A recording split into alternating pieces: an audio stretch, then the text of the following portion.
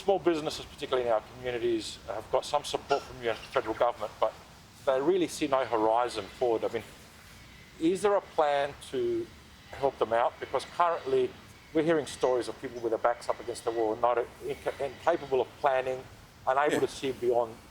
Yeah, sure. There's no question that there are many people doing it tough, but that's why there's been more than $7 billion worth of economic support and business support. That must be getting closer to $8 billion now, given the recent announcements we've made. We're pleased that some of those announcements in the last sort of 4 or 5 of those have been a partnership with Canberra. Like that's enormous amounts of support. And I get a lot of feedback from industry and from businesses that they're very grateful for that. And we don't provide it for that reason. We provide it because it's needed.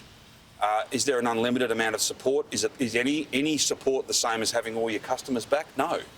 That's why we've got to drive these cases down so that we can get customers back into businesses. We can get people, back doing what they do best.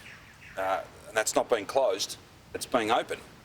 And as I said, if there were a different way, then of course we would choose that. I would just point to the fact that we are bringing back the rent relief scheme, and that's backdated to the day that we announced it. There's a whole range of steps. I note that there was some announcements very positively.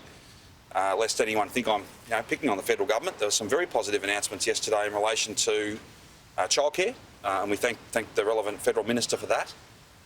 And we're all doing our best, including businesses. They are doing their absolute best, and we're providing support. Is there more we can do?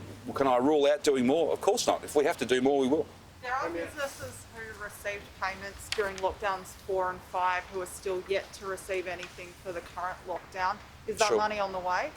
Well, there'll be some, I think, Rachel, that would only have become eligible on Saturday when we moved to the regional lockdown. So I think even as hard as they're doing it, I'm sure they would appreciate that that was only a couple of days ago. I think there are metro businesses as well. Okay, I'm happy to chase up. Have you got any examples for me? There's a lot of it has been auto pay, and I know in my discussions with the Prime Minister, they're very.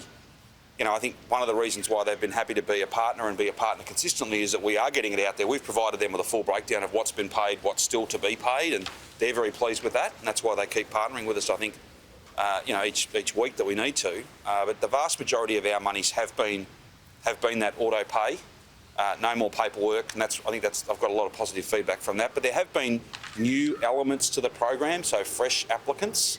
If you've got any specific examples for me, I'm more than happy to chase them up for you. We want the money out. We want the money paid. Is there Treasury modelling on the impact to our budget of this lockdown and potentially, if it goes for many more weeks, what that impact will be? No, I don't have any Treasury modelling because it's not like it's a, I've got modelling on 4 different options and I can choose the best one. There are no other options.